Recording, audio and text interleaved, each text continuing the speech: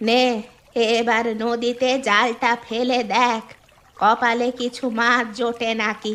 যা বেলা হয়েছে। হ্যাঁ ঠাকুমা, তুমি এত চিন্তা করো না। আমি জালটা ফেলি, দেখি কটা মাছ বাঁধে জালে।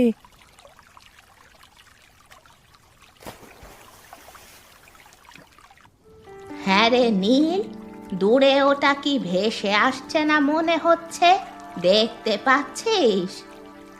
তাই তো ঠাকুমা, কি একটা বড় ভেসে আসছে মনে হচ্ছে। দাঁড়াও তো দেখি ভালো করে।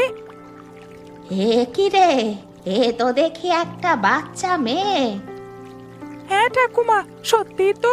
এ তো একদম ফুলের মতো ছোট্ট একটা বাচ্চা মেয়ে। কোথা থেকে এলো বলো তো? ও সব পরে ভাবা যাবে, আগে ওকে জল থেকে তুলে আনার ব্যবস্থা কর।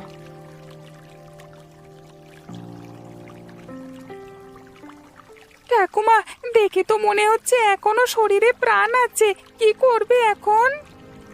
কি করব মানে, ওকে তো আর এখানে ফেলে রেখে যেতে পারি না।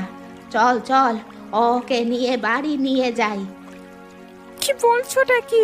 কোত্থেকে না কোত্থেকে এসেছে, ওকে কি বাড়ি নিয়ে যাওয়াটা ঠিক হবে? সেসব তোকে ভাবতে হবে না, যেটা বলছি সেটা কর। ওকে আগে বাড়ি নিয়ে চল, তারপর দেখা যাবে কি করব। ঠিক আছে, চলো তাহলে।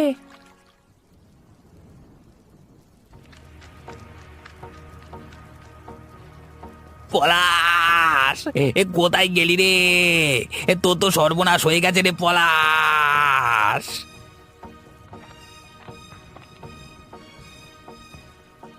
এ কি অমরদা, তুমি এরকম হাঁপাচ্ছ কেন? কি হয়েছে? কার কি সর্বনাশ হয়েছে? হ্যাঁ, ওরে কার আবার? তোর তোর যে অনেক বড় সর্বনাশ হয়ে গেল রে। ওরে তুই কিছু জানিস না, তুই কিচ্ছু জানিস না। ওই না তো, কি এমন হয়েছে? হ্যাঁ, তোর বোন। কি হয়েছে? কি হয়েছে আমার বোনের? চুপ করে আছো কেন? বলো বলো, কি হয়েছে আমার বোনের, বলো। তোর বোন যেভাবে একদিন নদীতে ভেসে এসেছিল, সেভাবেই আজকে নদীতে মাছ ধরতে গিয়ে আবার ভেসে চলে গেছে রে। কি বলছো কি অমরদা? তোমার কি মাথা খারাপ হয়ে গেছে? আরে পলাশ, আমি সত্যি বলছি, তোর বোন নদীতে ভেসে গেছে।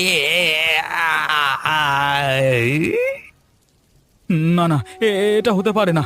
আমি বিশ্বাস করি না। আমার বোন